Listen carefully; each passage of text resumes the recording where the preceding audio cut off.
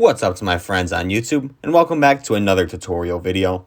And in today's video, I will be showing you why you are not able to add somebody to your Twitter group chat. Now this might be for a couple different reasons, and it's all based on their preferred settings and also your preferred settings as well.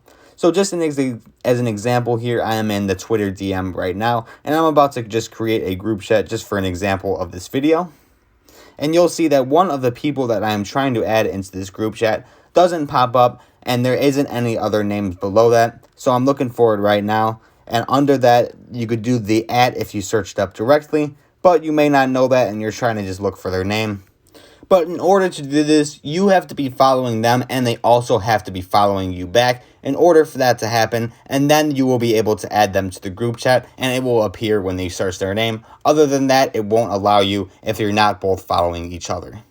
So as you can see, as a bit of an example in the background here, this guy that I'm trying to add to the group chat, I am following him, but he decided not to follow me back, and that is why it doesn't have me allow me to add him into the group chat. But if he were following me back, then his name would pop up when I'm trying to search it.